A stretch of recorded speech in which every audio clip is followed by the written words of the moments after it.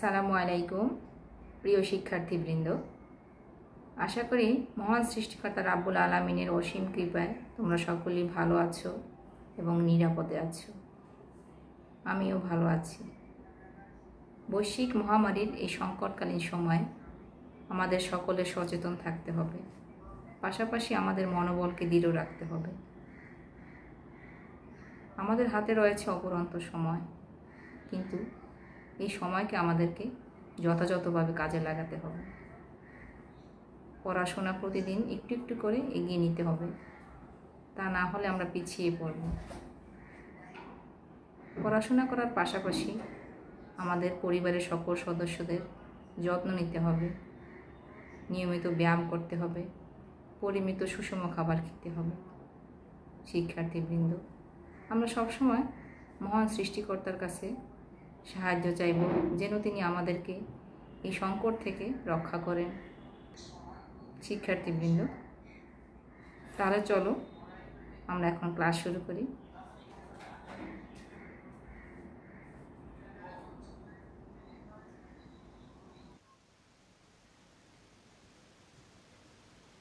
Welcome to my class.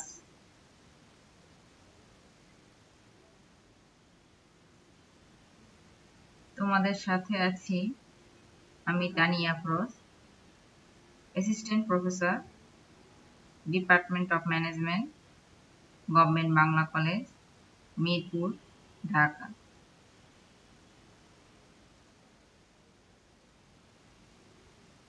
আজ আমি HSC first year এবং সেকেন্ড ইয়ারের স্টুডেন্টদের সাথে একটি ক্লাস করব। তোমাদের একটি কোর্স বা সাবজেক্ট হচ্ছে বিজনেস অর্গানাইজেশন অ্যান্ড ম্যানেজমেন্ট। এই কোর্সটির দ্বিতীয় পত্রের একটি অধ্যায় নিয়ে আজ আমি আলোচনা করব। আমি যে অধ্যায়টি নিয়ে আলোচনা করব সেটি হলো স্টাফিং বা কর্মী সংস্থান। এটি স্টাফিং বা কর্মী সংস্থানের দ্বিতীয় ক্লাস। আজকের আলোচনা শেষে তোমরা যা শিখতে পারবে তা হলো পদোন্নতি, পদোন্নতির ভিত্তিসমূহ, প্রশিক্ষণ পদ্ধতিসমূহ, প্রশিক্ষণের গুরুত্ব।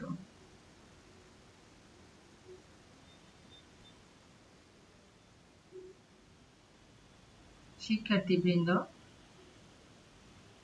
চলো আমরা দেখি পদোন্নতি বলতে কি বোঝায়। পদোন্নতি বা প্রমোশন।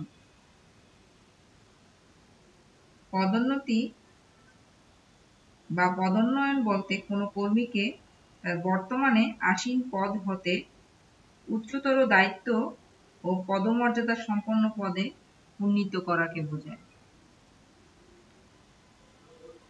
কোনো ব্যক্তিকে বর্তমান পদ হতে উচ্চতর পর্যায়ে পদায়ন করার নাম পদোন্নতি বা পদোন্নয়ন।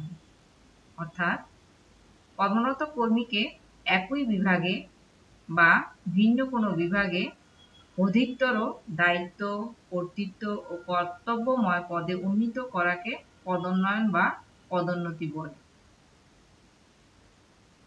কোনো কোনো ক্ষেত্রে কর্মীদেরকে পারিশ্রমিক ব্যতি রেখেও পদোন্নতি দেওয়া হয়ে থাকে, যাকে শুষ্ক পদোন্নতি বা ড্রাই প্রমোশন বলা হয়। বিভিন্ন বিশেষজ্ঞ পদোন্নতির বিভিন্ন সংজ্ঞা প্রদান করেছেন।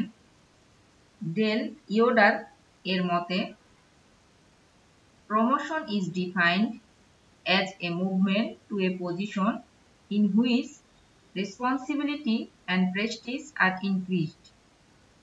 অর্থাৎ পদোন্নতি হলো অধিকতর দায়িত্ব ও মর্যাদা সম্পন্ন পদে স্থানান্তর করা। স্টুডেন্ট অ্যান্ড শেরম্যান এর মতে, a promotion involves a change of assignment from a job of a power level to one of a higher level. Within the organisation, অর্থাৎ পদোন্নতি সংগঠনের অভ্যন্তরে চাকুরির নিম্ন পদ হতে উচ্চতর পদে পদায়নের সাথে জড়িত। তাহলে আমরা বলতে পারি পদোন্নতি হচ্ছে প্রতিষ্ঠানে কর্মরত কর্মীর বর্তমান পদ থেকে মর্যাদা, ক্ষমতা, দায়িত্ব এবং বেতন ও সুযোগ সুবিধাদি বৃদ্ধি করে উচ্চতর পদে পদায়ন করার প্রক্রিয়া।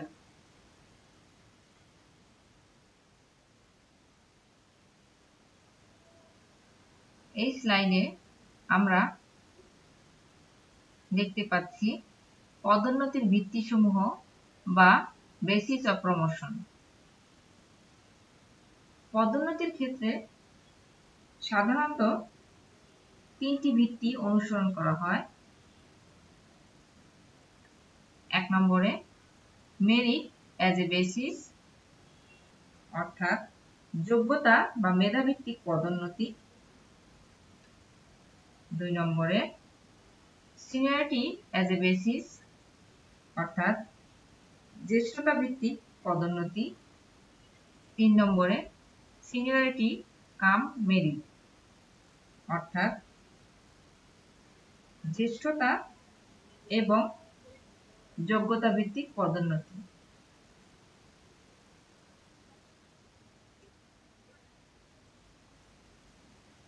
এখন আমরা আলোচনা করব পদোন্নতির ভিত্তি বলতে কি বোঝায় এবং পদোন্নতির ক্ষেত্রে কি কি পদ্ধতি অনুসরণ করা হয়ে থাকে।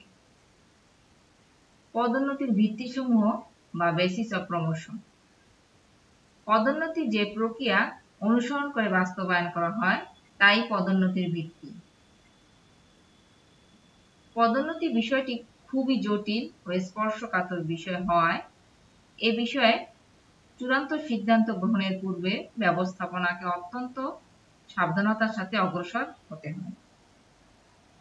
কর্মী, কর্ম ও প্রতিষ্ঠানের সাথে সংশ্লিষ্ট নানাবিধ বিষয় পদোন্নতির ভিত্তি নির্ধারণের ক্ষেত্র হিসেবে বিবেচিত হতে পারে।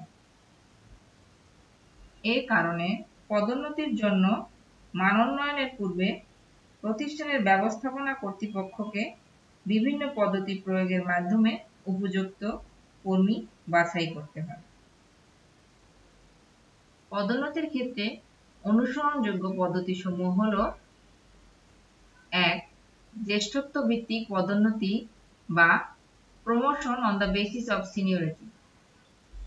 প্রতিষ্ঠানে কর্মরত কর্মীদের মধ্য হতে পদোন্নতির ক্ষেত্রে যদি চাকরির মেয়াদ বা কার্যকাল বিবেচনায় বয়োজ্যেষ্ঠ ব্যক্তিকে নির্বাচন করা হয় তবে তাকে জ্যেষ্ঠতার ভিত্তিতে পদোন্নতি বলে। এক্ষেত্রে কর্মীর মেধা বা যোগ্যতার চেয়ে কার্যকালকে অধিক গুরুত্ব দেওয়া হয়। অবশ্য কার্যকাল বিবেচনায় অনেক জটিলতা দেখা দিতে পারে, সেজন্য এক্ষেত্রে সুস্পষ্ট নীতিমালা থাকার প্রয়োজনীয়তা রয়েছে। জ্যেষ্ঠত্ব নির্ধারণে নিচের বিষয়াদি বিবেচনা করা হয়: কর্মরত কর্মীর মোট কার্যকাল, বর্তমান প্রতিষ্ঠানে মোট কার্যকাল, একই জাতীয় অন্যান্য প্রতিষ্ঠানে কার্যকাল, স্থায়ী কর্মী হিসেবে স্থায়ী পদে কার্যকাল, স্থায়ী কর্মীর অস্থায়ী পদে কার্যকাল, অস্থায়ী কর্মী হিসেবে স্থায়ী পদে কার্যকাল, অস্থায়ী কর্মী হিসেবে অস্থায়ী পদে কার্যকাল ইত্যাদি। এ সকল বিষয়াদি বিবেচনা করে একটি প্রতিষ্ঠানে কর্মীর জ্যেষ্ঠত্ব নির্ধারণ করা হয়ে থাকে। উদাহরণ হিসেবে বলতে পারি, জনাব এক্স একটি কোম্পানিতে নিম্নমান সহকারী পদে 10 বছর যাবৎ কর্মরত। তার এক সহকর্মী জনাব ওয়াই 3 বছর হলো একই পদে যোগদান করলেও কিছুদিন পূর্বে প্রতিষ্ঠান জনাব এক্স কে উচ্চমান সহকারী পদে পদোন্নতি দেয়। এক্ষেত্রে আমরা বলতে পারি যে প্রতিষ্ঠান জ্যেষ্ঠত্ব বিচার করে জনাব এক্স কে পদোন্নতি দিয়েছে।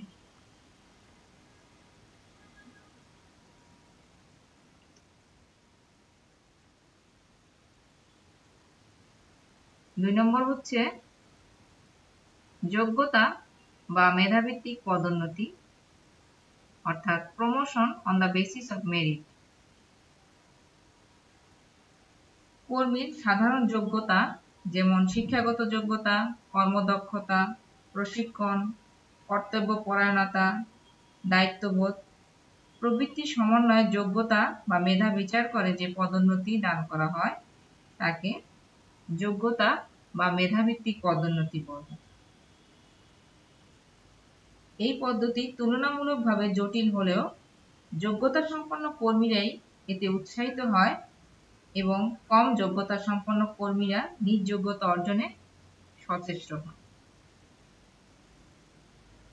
কর্মীর যোগ্যতা বা মেধা যাচাইয়ে নিম্নোক্ত বিষয়গুলি বিবেচনা করা হয়: আনুষ্ঠানিক শিক্ষা, ব্যবহারিক শিক্ষা ও অভিজ্ঞতা, প্রশিক্ষণ এর ধরন ও ব্যক্তি, উচ্চ পদে থাকাকালীন কার্যকাল ও অবদান, চাকরি অবস্থায় সংগৃহীত ও সংরক্ষিত ব্যক্তিগত রিপোর্ট প্রভৃতি। উদাহরণ হিসেবে আমরা বলতে পারি, জারিন টেক্সটাইল লিমিটেড ব্যবস্থাপকের পদ অবসরে যাওয়ার কারণে শূন্য হন।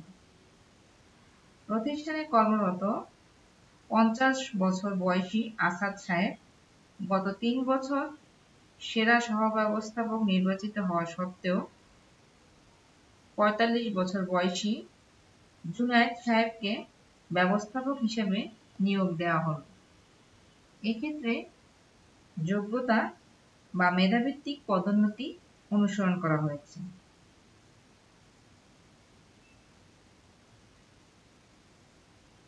3 নম্বরে হচ্ছে যোগ্যতা ও জ্যেষ্ঠত্ব ভিত্তিক পদোন্নতি, অর্থাৎ promotion on the basis of merit and seniority. প্রতিষ্ঠানে কর্মরত কর্মীদের পদোন্নতির ক্ষেত্রে শুধু জ্যেষ্ঠত্ব বা শুধু যোগ্যতা বা মেধাকেই যদি পদোন্নতির একমাত্র মাপকাঠি হিসেবে গণ্য করা হয়, সেক্ষেত্রে ব্যবস্থাপনাকে নানাবিধ অসুবিধার সম্মুখীন হতে হয়। তাই প্রতিষ্ঠানে কর্মরত কর্মীদের পদোন্নতির ব্যাপারে ব্যবস্থাপনা বা কর্তৃপক্ষ যোগ্যতা ও জ্যেষ্ঠত্ব উভয়ের সংমিশ্রণে কর্মীদের পদোন্নতি প্রদান করে থাকে। একে জ্যেষ্ঠত্ব ও যোগ্যতা ভিত্তিক পদোন্নতি বলে। এ পদ্ধতিতে যোগ্যতার পাশাপাশি জ্যেষ্ঠত্বকেও গুরুত্বের সাথে বিবেচনা করা হয়, ফলে পদোন্নতির ক্ষেত্রে কর্মীদের প্রতি অধিকতর সুবিচার করা সম্ভব হয়। এতে পুরাতন কর্মীদের যেমনি ধরে রাখা যায়, তেমনি যোগ্যতা সম্পন্ন কর্মীরাও সন্তুষ্ট থাকে। উদাহরণ হিসেবে বলা যায়, মিস্টার আরাফ সিটি ব্যাংকের এমডি। তিনি চান তার ব্যাংকের সকল অফিসারকে সব কাজ জানতে হবে। মিস্টার আরাফ তার প্রতিষ্ঠানে পদোন্নতির একটি তালিকা প্রণয়ন করেছেন। এতে বেশ কিছু জুনিয়র ও সিনিয়র একই তালিকায় রয়েছে। এক্ষেত্রে যোগ্যতা ও জ্যেষ্ঠত্ব উভয় দিক বিবেচনা করেই পদোন্নতির তালিকা তৈরি করা হয়েছে। পরিশেষে আমরা বলতে পারি, কর্মীদের পদোন্নতির ক্ষেত্রে উল্লিখিত এই প্রত্যেকটি পদ্ধতিরই কিছু সীমাবদ্ধতা ও সুবিধা রয়েছে। তাই এ ব্যাপারে কর্তৃপক্ষকে পরিস্থিতি যাচাই করে সুনির্দিষ্ট নীতি নির্ধারণ পূর্বক তা অনুসরণ করতে হবে।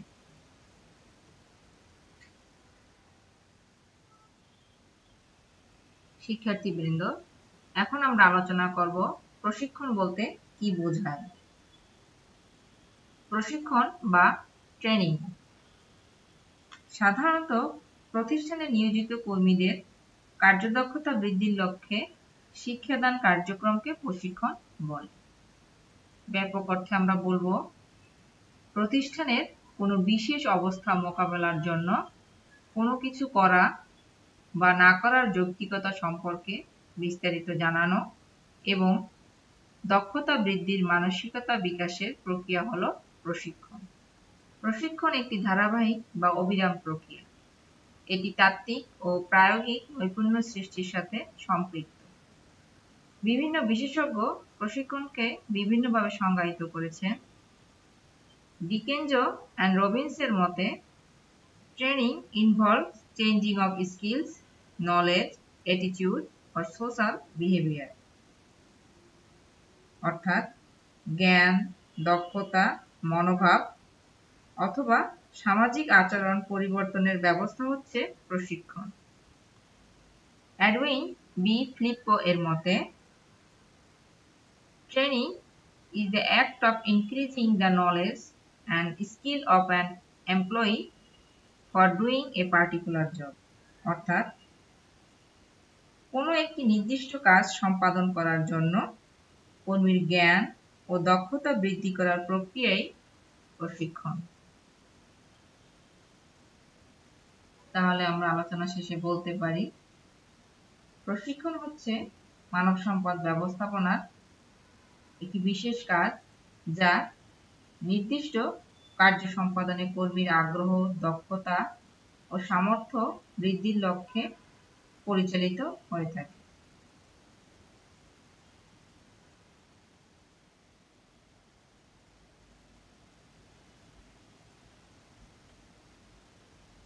শিক্ষার্থীবৃন্দ, তোমরা এই স্লাইডটিতে ট্রেনিং মেথডস দেখতে পাচ্ছ। ট্রেনিং মেথডস দু ধরনের হতে পারে, একটি হচ্ছে অন দ্য জব ট্রেনিং আর একটি হচ্ছে অফ দ্য জব ট্রেনিং। চলো আমরা বিস্তারিত আলোচনা করি। 1 নম্বরে কাজের মাধ্যমে প্রশিক্ষণ বা অন দ্য জব ট্রেনিং। যে প্রশিক্ষণ পদ্ধতিতে একজন কর্মী নির্দিষ্ট কাজের সাথে সম্পৃক্ত থেকে বা কাজ করতে করতে উক্ত কাজের দক্ষতা অর্জন করে থাকে তাকে কাজের মাধ্যমে প্রশিক্ষণ বলে। এই প্রক্রিয়ায় কার্য সম্পাদনে নিয়োজিত থাকাকালীন প্রতিষ্ঠানের অভ্যন্তরে কর্মীকে প্রশিক্ষণ দেওয়া হয়। এই প্রক্রিয়ায় বিভিন্ন উপায়ে কর্মীদের প্রশিক্ষণ দেওয়া হয়। তাহলে চলো দেখি কি কি ধরনের উপায় অবলম্বন করে কাজের মাধ্যমে প্রশিক্ষণ দেওয়া হয়।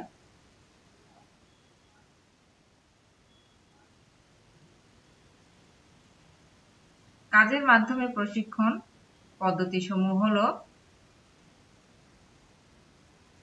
পরিচিতিমূলক পদ্ধতি, শিক্ষানবিশ পদ্ধতি, প্রবেশনা পদ্ধতি, কোচিং পদ্ধতি, উপপ্রকোষ্ঠ পদ্ধতি, পর্যবেক্ষণ পদ্ধতি, প্রদর্শন পদ্ধতি, পদ পরিবর্তন পদ্ধতি, দায়িত্ব অর্পণ পদ্ধতি, কমিটির অন্তর্ভুক্তিকরণ। এখন আমরা বিস্তারিত আলোচনা করি।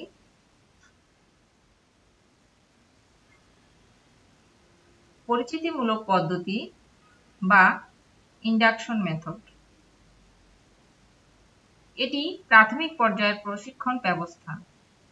কাজে যোগদানের পর নবাগত কর্মীদেরকে প্রতিষ্ঠানের উদ্দেশ্য, আওতা, নীতি, আদর্শ, কর্মকৌশল, পরিবেশ এবং অন্যান্য সহকর্মীদের সাথে প্রাথমিকভাবে পরিচয় করানোকে পরিচিতিমূলক প্রশিক্ষণ বলা হয়। এর মাধ্যমে কর্মী তার প্রতিষ্ঠান ও সহকর্মীদের সম্পর্কে ধারণা লাভ করতে পারে এবং কার সাথে কিরূপ আচরণ করতে হবে তা নির্ধারণ করতে পারে। এরূপ প্রশিক্ষণ পদ্ধতি স্বল্প সময়ে হয়ে থাকে। শিক্ষানবিশ পদ্ধতি বা অ্যাপ্রেন্টিসশিপ মেথড, যে প্রশিক্ষণ পদ্ধতি অনুযায়ী প্রশিক্ষণার্থীকে একটি নির্দিষ্ট সময় পর্যন্ত দক্ষ ও অভিজ্ঞ কর্মকর্তার তত্ত্বাবধানে রেখে সংশ্লিষ্ট কাজ সম্পর্কে তাত্ত্বিক ও ব্যবহারিক জ্ঞান হাতে কলমে অভিজ্ঞ করে তোলা হয়, তাকে শিক্ষানবিশ পদ্ধতি বলে। শিক্ষানবিশ বা প্রশিক্ষণার্থী সংশ্লিষ্ট কাজের খুঁটিনাটি বিষয় সম্পর্কে প্রশিক্ষণ গ্রহণ করতে সক্ষম হলে তাকে স্থায়ীভাবে নিয়োগ দেওয়া হয়।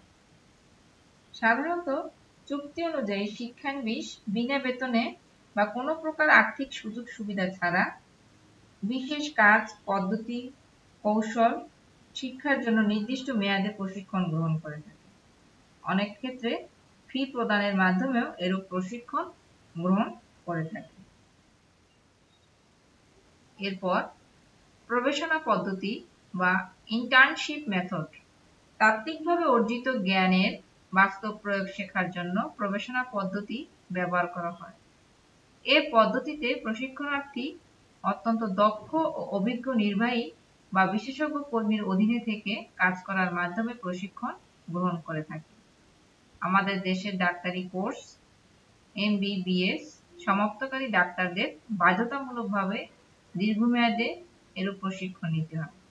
তাছাড়া BBA ও MBA এর মতো অনেক পেশাগত কোর্স শেষেও এরূপ প্রশিক্ষণের বিধান রয়েছে।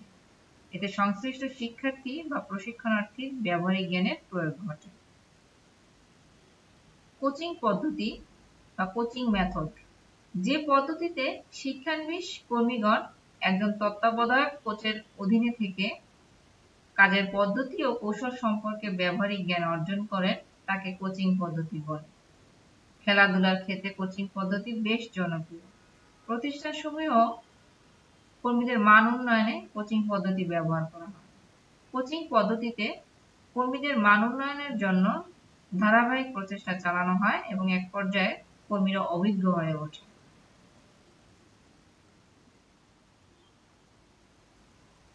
এরপর উপপ্রকোষ্ঠ পদ্ধতি বা ভেস্টিবিউল মেথড। এই পদ্ধতি অনুযায়ী নতুন নিয়োগপ্রাপ্ত কর্মীদের প্রতিষ্ঠানের একটি নির্দিষ্ট কক্ষে নেওয়া হয়। উক্ত কক্ষে অভিজ্ঞ প্রশিক্ষক প্রতিষ্ঠানে ব্যবহৃত বিভিন্ন যন্ত্রপাতি, কলকবজা, কাঁচামাল, উৎপাদন প্রক্রিয়া প্রভৃতি বিষয় সম্পর্কে কর্মীদের বাস্তব ধারণা প্রদান করে। এতে দ্রুত ও স্বল্পতম সময়ে নতুন দায়িত্বপ্রাপ্ত কর্মীর করণীয় সম্পর্কে খুব সহজেই মোটামুটি স্বচ্ছ ও চাক্ষুষ ধারণা লাভের মাধ্যমে এ প্রশিক্ষণ বেশ উপযোগী। পর্যবেক্ষণ পদ্ধতি বা আন্ডার স্টাডি মেথড।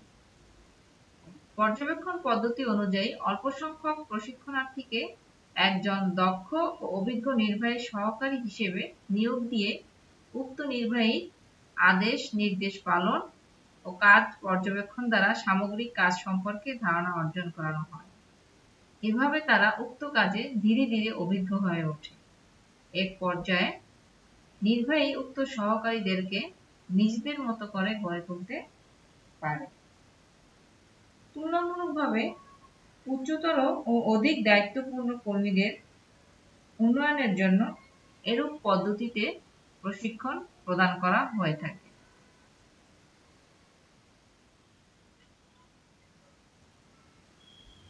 এরপর হচ্ছে প্রদর্শন পদ্ধতি বা ডেমনস্ট্রেশন মেথড।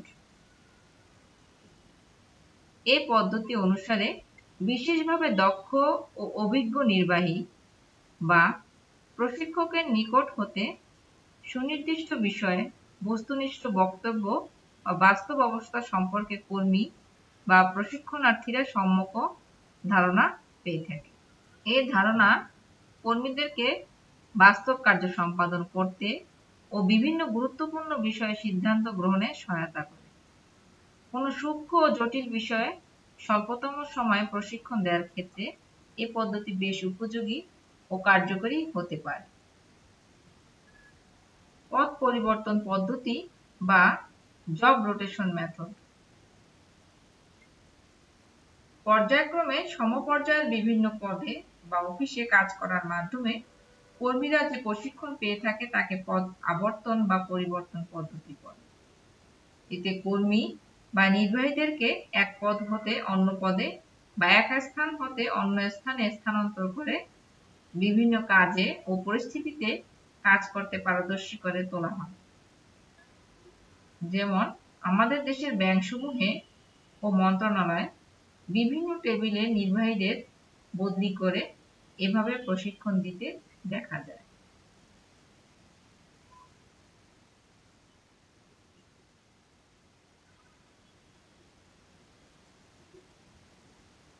এরপরে দায়িত্ব অর্পণ পদ্ধতি বা ডেলিগেশন অফ রেসপন্সিবিলিটি মেথড। এই পদ্ধতিতে কর্মীদের বিশেষ কোনো কাজের দায়িত্ব দিয়ে সে বিষয়ে তাকে অভিজ্ঞ ও পারদর্শী করে তোলার চেষ্টা চালানো হয়। এতে কর্মীরা ভুল করে হলেও উক্ত কাজ নিজে নিজেই শিখে ফেলে। এর ফলে কর্মীর সৃজনশীলতারও বিকাশ ঘটে। এভাবে সে সম্ভাবনাময় নেতা বা ব্যবস্থাপক হিসেবে গড়ে উঠতে থাকে। এই পদ্ধতিতে প্রদত্ত দায়িত্বই একজন প্রশিক্ষণার্থীকে দক্ষ ও অভিজ্ঞ করে গড়ে তোলে। কমিটির অন্তর্ভুক্তিকরণ বা ইনক্লুশন ইনটু কমিটি। এ পদ্ধতি অনুযায়ী একজন কর্মীকে সংশ্লিষ্ট কোনো কমিটির অন্তর্ভুক্ত তথা সদস্য করা হয়। এতে কার্যক্ষেত্রে অন্যান্য সদস্যদের সাথে আলাপ আলোচনা ও পর্যালোচনার মধ্য দিয়ে উক্ত কর্মী সংশ্লিষ্ট কাজে পারদর্শী হয়ে ওঠে। অভিজ্ঞ কর্মীদের সংস্পর্শে নতুন কর্মীরাও অভিজ্ঞ হয়ে ওঠে। এভাবে প্রশিক্ষণের জন্য পৃথকভাবে কোনো সময় ব্যয় ব্যতীতই প্রশিক্ষণ হয়ে যায়।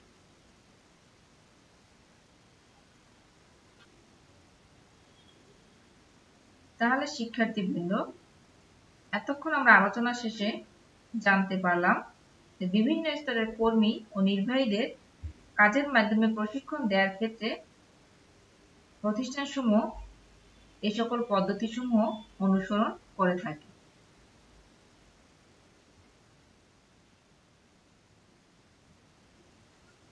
আমরা এই স্লাইডে দেখতে পাচ্ছি কাজের বাইরে প্রশিক্ষণ বা অফ দ্য জব ট্রেনিং। যে প্রক্রিয়ায় কর্মীদেরকে প্রতিষ্ঠানের অভ্যন্তরে তথা তাদের প্রাতিষ্ঠানিক কাজের মধ্যে লিপ্ত না রেখে অন্য কোনো স্থানে বা প্রতিষ্ঠানে প্রশিক্ষণ দেওয়া হয় তাকে কাজের বাইরে প্রশিক্ষণ বলে। কর্মীরা তাদের নিজ নিজ কাজ থেকে পৃথক হয়ে প্রথমে কোনো বিষয় সম্পর্কে শিক্ষা লাভ করে, অতঃপর সেগুলোকে নিজ নিজ কর্মক্ষেত্রে বাস্তবায়ন বা প্রয়োগের চেষ্টা করে। এ প্রক্রিয়ায় বিভিন্ন উপায়ে কর্মীদের প্রশিক্ষণ দেওয়া হয়। তাহলে আমরা দেখি কি কি উপায় অবলম্বন করা হয় কাজের বাইরে প্রশিক্ষণের ক্ষেত্রে। কাজের বাইরে প্রশিক্ষণ, এক্ষেত্রে যে সকল পদ্ধতিসমূহ অনুসরণ করা হয় সেগুলো হলো বক্তৃতা পদ্ধতি, আলোচনা পদ্ধতি, সেমিনার পদ্ধতি, প্রাতিষ্ঠানিক প্রশিক্ষণ পদ্ধতি, অধিবেশন পদ্ধতি, ঘটনা পদ্ধতি, কর্মশালা পদ্ধতি, নাট্যাভিনয় পদ্ধতি, অনুভূতি প্রবণ প্রশিক্ষণ পদ্ধতি। এখন আমরা এই সকল পদ্ধতিসমূহ বিস্তারিত আলোচনা করব। তাহলে চলো।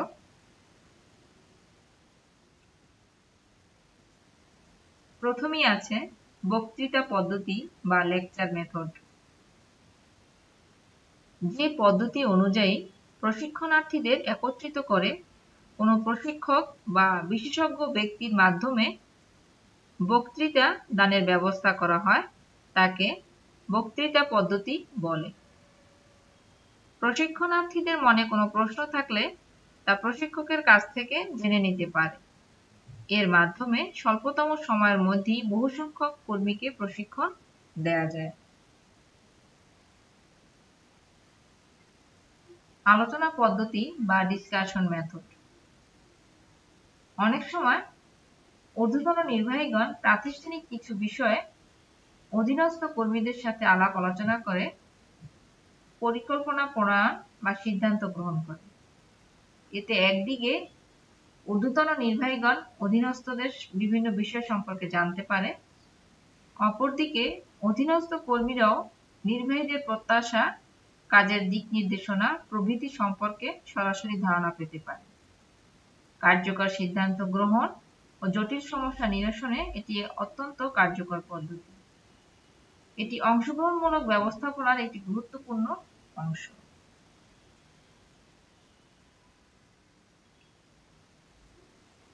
এরপর সেমিনার পদ্ধতি বা সেমিনার মেথড, যে প্রশিক্ষণ পদ্ধতিতে অংশগ্রহণকারীদের সামনে কোনো বিশেষ বিষয়ে বিশেষজ্ঞ ব্যক্তি নির্দিষ্ট বক্তব্য বা লিখিত প্রবন্ধ উপস্থাপনের মাধ্যমে ধারণা দেন, তাকে সেমিনার পদ্ধতি বলে। এক্ষেত্রে উক্ত বিষয়ে প্রশিক্ষণার্থীদের নিজ নিজ মতামত সহ আলোচনায় অংশগ্রহণের সুযোগ দেওয়া হয়। এতে তারা মুক্ত চিত্তে নিজেদের ধারণা ও জ্ঞানের আলোকে আলোচনা করে থাকে। সবশেষে সকলের মতামত ও পরামর্শের ভিত্তিতে সংশ্লিষ্ট বিষয়ে সংক্ষিপ্ত কার্যপত্র প্রণয়ন করা হয়। প্রাতিষ্ঠানিক প্রশিক্ষণ পদ্ধতি বা ইনস্টিটিউশনাল ট্রেনিং মেথড, বিভিন্ন শিক্ষা প্রতিষ্ঠান বা প্রশিক্ষণ ইনস্টিটিউটের মাধ্যমে নির্দিষ্ট পাঠ্যক্রম অনুযায়ী শিক্ষার্থীদের ব্যবসায় পরিচালনা সংক্রান্ত তাত্ত্বিক প্রশিক্ষণ দেওয়া হয়।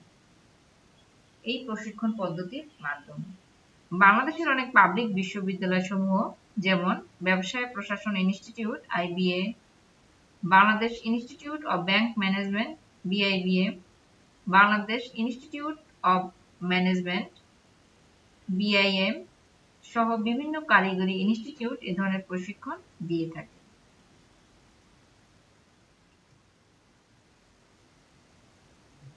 এরপর অধিবেশন পদ্ধতি বা কনফারেন্স মেথড, সুপারভাইজার বা মধ্যম পর্যায়ের নির্বাহীদের উন্নয়নের জন্য এরূপ পদ্ধতি বেশ কার্যকর। এতে একসাথে অনেক প্রশিক্ষণার্থী অংশ নিতে পারে। এরূপ পদ্ধতিতে প্রশিক্ষণার্থীগণ পূর্ব নির্ধারিত বিষয়ে আলোচনায় অংশ নেয়। এতে প্রশিক্ষণার্থীগণ বিভিন্ন প্রশ্নের অবতারণা করে এবং নিজেরাই এগুলোর সমাধানের পন্থা তুলে ধরে। একজন উচ্চ পর্যায়ের নির্বাহী অধিবেশনের কার্যক্রমকে নির্দিষ্ট লক্ষ্যপানে পরিচালিত করে থাকে। এর মধ্য দিয়ে আলোচ্য বিষয়ে প্রশিক্ষণার্থীদের মধ্যে একটি সুস্পষ্ট মতামত গড়ে ওঠে, যা তারা স্ব কর্মক্ষেত্রে প্রয়োগ করে থাকে। এভাবে এক পর্যায়ে নির্বাহীদের নির্দিষ্ট বিষয়ে চিন্তার ও সিদ্ধান্ত গ্রহণের দক্ষতা বৃদ্ধি পায়। ঘটনা পদ্ধতি বা কেস স্টাডি মেথড,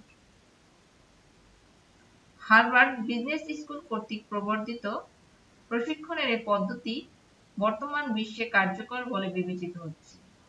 এটি একটি দলগত প্রশিক্ষণ ব্যবস্থা। এতে প্রশিক্ষণার্থীদের কাছে কোনো ঘটনা উপস্থাপন করে তা পর্যালোচনা করে সিদ্ধান্ত গ্রহণ করতে বলা হয়। এভাবে বিভিন্ন ঘটনা পর্যালোচনা ও সিদ্ধান্ত গ্রহণ করতে করতে কর্মীদের সমস্যার সমাধান ও সিদ্ধান্ত গ্রহণের যোগ্যতা বাড়তে থাকে। দলগতভাবে নির্বাহীদের উন্নয়নে অত্যন্ত কার্যকর উপায় হিসেবে ঘটনা পদ্ধতি বেশ জনপ্রিয়।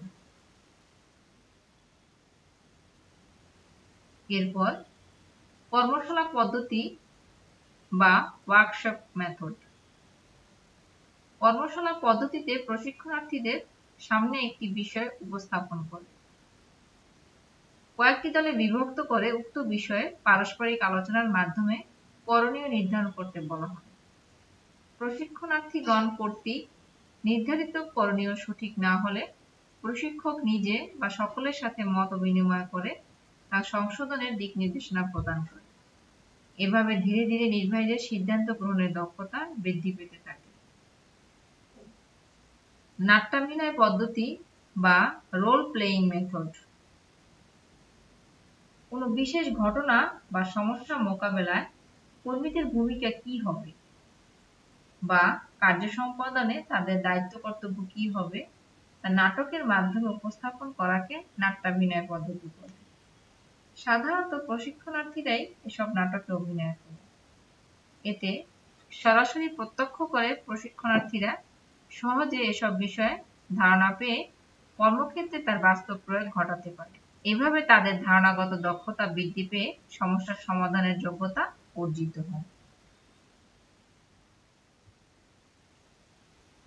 এরপর অনুভূতি প্রবণ প্রশিক্ষণ পদ্ধতি বা সেন্সিটিভিটি ট্রেনিং মেথড। এই পদ্ধতিতে কোনো প্রশিক্ষক থাকে না। এক্ষেত্রে বিভিন্ন প্রতিষ্ঠানের উচ্চ পর্যায়ে নির্বাহীদেরকে দীর্ঘ সময়ের জন্য একত্রিত করা হয়। অতঃপর তাদের সামনে মানবীয় আচরণগত কোনো সমস্যা উত্থাপন করে প্রত্যেকের নিজ নিজ মতামত তুলে ধরতে বলা হয়। অবশেষে যার মতামত অধিক গ্রহণযোগ্য বলে প্রতীয়মান হয় তার সাথে অন্যরা নিজেদের মতামতকে মিলিয়ে নেয়। এভাবে প্রত্যেকের চিন্তাশক্তি উন্নতির সাথে সাথে নিজের সম্পর্কে গড়ে ওঠা অতি উচ্চ ধারণার অবসান ঘটে। এতে তার মানসিকতার উন্নতি হতে থাকে। ফলশ্রুতিতে তারা স্বয়ংক্রিয়ভাবে উন্নত হতে থাকে। তাহলে শিক্ষার্থীবৃন্দ, এতক্ষণ আমরা যে পদ্ধতিগুলি আলোচনা করলাম সেগুলোর মাধ্যমে কর্মীরা তাদের নির্দিষ্ট কাজ থেকে পৃথক হয়ে প্রথমে ওই বিষয় সম্পর্কে জ্ঞান লাভ করে, পরবর্তীতে তাদের নিজ নিজ কর্মক্ষেত্রে প্রয়োগ করে, যার কারণে এই সকল পদ্ধতি সমূহকে বলা হচ্ছে কাজের বাইরে প্রশিক্ষণ পদ্ধতি।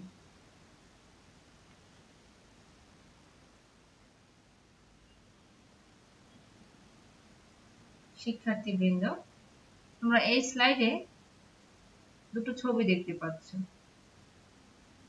একটি হচ্ছে অন দ্য জব ট্রেনিং এর, আর অপরটি হচ্ছে অফ দ্য জব ট্রেনিং।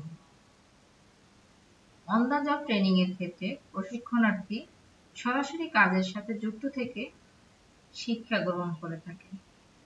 এক্ষেত্রে তার ঊর্ধ্বতন নির্বাহী তাকে কার্য সম্পর্কে বিভিন্ন দিক নির্দেশনা দিয়ে হাতে কলমে শিখিয়ে দেয়। অফ দ্য জব ট্রেনিং এর ক্ষেত্রে প্রশিক্ষণার্থী কাজের বাইরে থেকে প্রশিক্ষণ লাভ করে। পরিশেষে বলা যায় যে প্রশিক্ষণ হলো নিয়োজিত কর্মীদের উন্নত করার একটি প্রক্রিয়া, আর এজন্য এসব পদ্ধতি সচরাচর ব্যবহার হয়ে থাকে। তবে একটি প্রতিষ্ঠানের কর্মীদের বা নির্বাহীদের প্রশিক্ষণ ও উন্নয়নের জন্য কোন প্রশিক্ষণ পদ্ধতি অধিক উপযোগী তা নির্ভর করে প্রশিক্ষণের বিষয়বস্তু, প্রতিষ্ঠানের আকৃতি, প্রকৃতি, সামর্থ্য, কর্তৃপক্ষের মানসিকতা ও প্রশিক্ষণার্থীদের যোগ্যতার উপর। প্রশিক্ষণের গুরুত্ব। প্রশিক্ষণ এমন একটি প্রক্রিয়া যার মাধ্যমে প্রতিষ্ঠানে নিয়োজিত কর্মীদেরকে কার্য সম্পাদনের সর্বোত্তম উপায় সম্পর্কে ধারণা প্রদান করা হয়। এর মাধ্যমে কর্মীরা প্রতিষ্ঠানের নীতি, আদর্শ, উদ্দেশ্য, কর্মরত কর্মীবৃন্দ এবং কার্য সম্পাদনের বিভিন্ন কৌশল সম্পর্কে ধারণা অর্জন করতে পারে। প্রশিক্ষণ কর্মীদের কার্যদক্ষতার উন্নয়ন ঘটায় ও কাজের প্রতি তাদের আগ্রহী করে তোলে। প্রশিক্ষণের গুরুত্বসমূহ হলো দক্ষতা বৃদ্ধি বা ইনক্রিজিং এফিসিয়েন্সি।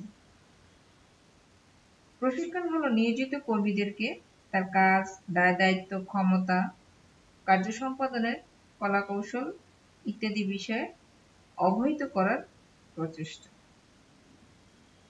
এটি কর্মীদের দক্ষতা বৃদ্ধি করে এবং তাদের দায়িত্ব সঠিকভাবে পালন করতে সহায়তা করে থাকে। উৎসাহ বৃদ্ধি বা ইনক্রিজিং ইন্সপিরেশন। প্রশিক্ষণ কর্মী বা নির্বাহীর জ্ঞান ও দক্ষতা বৃদ্ধির পাশাপাশি কার্যক্ষেত্রে তাদের উৎসাহ বৃদ্ধি করে। আচরণগত উন্নয়ন বা বিহেভিয়ার্স ডেভেলপমেন্ট। প্রশিক্ষণ শুধুমাত্র কর্মীদের কর্মদক্ষতার উন্নয়ন বা কাজের প্রতি তাদের মনোভাব পরিবর্তনই করে না, কর্মীদের আচরণেরও পরিবর্তন ঘটাতে সহায়তা করে থাকে। মনোবলের উন্নয়ন বা ডেভেলপমেন্ট অফ মরাল। প্রশিক্ষণের ফলে কর্মীদের কাজের প্রতি নেতিবাচক মানসিকতা দূর হয়। এর ফলে কর্মীরা উচ্চ মনোবল ও আন্তরিকতা নিয়ে দায়িত্ব পালনে সচেষ্ট হয়। সহজ তত্ত্বাবধান, ইজি সুপারভিশন। প্রশিক্ষিত কর্মী কাজের বিভিন্ন দিক সম্পর্কে ভালোভাবে অবহিত হয়ে থাকে। তারা স্বপ্রণোদিত হয়ে নির্ভুলভাবে কাজ করার ফলে প্রতিষ্ঠানের তত্ত্বাবধান অনেক সহজ হয়। প্রতিযোগিতা মোকাবেলা বা ফেজিং কম্পিটিশন প্রশিক্ষণের মাধ্যমে আধুনিক প্রযুক্তির জটিল বিষয়, আধুনিক ব্যবস্থাপকীয় কলাকৌশল ও যন্ত্রপাতি সম্পর্কে কর্মীদের পূর্ণাঙ্গ ধারণা প্রদান করে প্রযুক্তির সুবিধা অর্জন করা সহজ হয়। সহজ সমন্বয় বা ইজি কোঅর্ডিনেশন প্রশিক্ষণপ্রাপ্ত কর্মীগণ তাদের উপর অর্পিত দায়িত্ব যথাসময়ে সম্পাদন করে থাকে। এতে বিভিন্ন ব্যক্তি, দল, বিভাগ ও শাখার কাজের মধ্যে সমন্বয় সাধন সহজ হয়। ব্যয় ও দুর্ঘটনা হ্রাস, মিনিমাইজ কস্ট অ্যান্ড অ্যাক্সিডেন্ট প্রশিক্ষিত কর্মী সহায়তায় কার্য সম্পাদনের সঠিক পদ্ধতি ব্যবহার নিশ্চিত হয়। এর ফলে উৎপাদন ব্যয় হ্রাস পায়। এছাড়াও উৎপাদনমুখী প্রতিষ্ঠানগুলোতে অনেক ঝুঁকিপূর্ণ যন্ত্রপাতি ও পদ্ধতি ব্যবহারের ফলে দুর্ঘটনার সম্ভাবনা রোধ করা সম্ভব হয়। কর্মীর ব্যক্তিক উন্নয়ন বা পার্সোনাল ডেভেলপমেন্ট অফ এমপ্লয়িজ যথাযথভাবে প্রশিক্ষণ দেওয়ার ফলে কর্মীদের প্রতিষ্ঠান সম্পর্কে পরিচিতি লাভের পাশাপাশি তাদের কাজের প্রতি যেমনি আগ্রহ বৃদ্ধি পায়, তেমনি পরিবর্তিত বিভিন্ন অবস্থার সাথে খাপ খাওয়াতে তাদের মনোবলও উন্নত হয়। এর ফলে তাদের ব্যক্তিক উন্নয়ন ঘটে। তাহলে শিক্ষার্থীবৃন্দ, আমরা এই স্লাইডে এক নজরে দেখতে পাচ্ছি প্রশিক্ষণের গুরুত্ব। প্রশিক্ষণ কর্মীর দক্ষতা বৃদ্ধি করে, কর্মীকে কাজে উৎসাহিত করে, কর্মীর আচরণের পরিবর্তন ঘটায় এবং উন্নয়ন ঘটায়, তাদের মনোবল বৃদ্ধি করে, প্রতিষ্ঠানের তত্ত্বাবধান সহজ করে, বিভিন্ন ধরনের প্রতিযোগিতা মোকাবেলা করতে সহযোগিতা করে, বিভিন্ন বিভাগ, উপবিভাগ এবং কাজের মধ্যে সহজ সমন্বয় সাধন হয়, ব্যয় ও দুর্ঘটনা হ্রাস করা সম্ভব হয়, কর্মীর ব্যক্তিক উন্নয়ন সম্ভব হয়। এগুলি সবকিছুই প্রশিক্ষণের মাধ্যমে অর্জন করা সম্ভব হয়। তাহলে আমরা বলতে পারি প্রশিক্ষণ শ্রমিক ও মালিক উভয় পক্ষের জন্যই অতীব গুরুত্বপূর্ণ ও অপরিহার্য একটি বিষয়। নতুন নতুন প্রযুক্তির আবিষ্কারের ফলে প্রশিক্ষণের গুরুত্ব ও প্রয়োজনীয়তা উত্তরোত্তর বৃদ্ধি পাচ্ছে। শিক্ষার্থীবৃন্দ, এতক্ষণ যা আমরা আলোচনা করলাম, আশা করি তোমরা সকলেই তা বুঝতে পেরেছ। এরই আলোকে তোমাদের জন্য বাড়ির কাজ রাখা হয়েছে। তোমাদের জন্য বাড়ির কাজ হলো একটি সৃজনশীল প্রশ্ন। প্রশ্নটি হচ্ছে, জনাব জায়েদ হাসান নাভানা মোটরস লিমিটেড এর ব্যবস্থাপনা পরিচালক। তিনি অত্যন্ত দক্ষতা ও সুনামের সাথে প্রতিষ্ঠানটি পরিচালনা করে আসছেন। তার প্রতিষ্ঠানের বিভিন্ন শাখায় কর্মীর শূন্য পদ পূরণের জন্য দক্ষ ও যোগ্য কর্মী নির্বাচনের জন্য তিনি নিয়োগ প্রক্রিয়া সম্পন্ন করেন। নির্বাচিত কর্মীদেরকে প্রতিষ্ঠানের অভ্যন্তরে 6 মাস প্রশিক্ষণ শেষে তিনি স্থায়ীভাবে নিয়োগ দেন। এতে তাদের দক্ষতা বৃদ্ধি পায় এবং প্রতিষ্ঠান সফলতার মুখ দেখতে পায়। তোমাদের জন্য প্রশ্ন হচ্ছে, ক, জ্ঞানমূলক। কর্মী সংগ্রহ কি? খ, অনুধাবনমূলক। কর্মী নির্বাচন বলতে কি বোঝায়? গ, প্রয়োগমূলক। উদ্দীপকে বর্ণিত প্রতিষ্ঠানে প্রশিক্ষণের কোন পদ্ধতি ব্যবহার করা হয়েছে? ব্যাখ্যা করো। ঘ, উচ্চতর দক্ষতামূলক। প্রশিক্ষণই উক্ত প্রতিষ্ঠানের উন্নতির মূল কারণ। এ উক্তির সাথে তুমি কি একমত? যুক্তি দেখাও। এই প্রশ্নটি ছাড়াও তোমাদের পাঠ্য বইয়ে আরো অনেক সৃজনশীল প্রশ্ন ও বহু নির্বাচনী প্রশ্ন রয়েছে, সেগুলি তোমরা বাসায় নিয়মিত অনুশীলন করবে।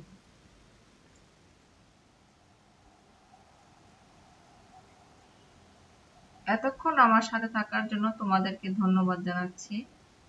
Thank you all, see you again, আল্লাহ হাফেজ।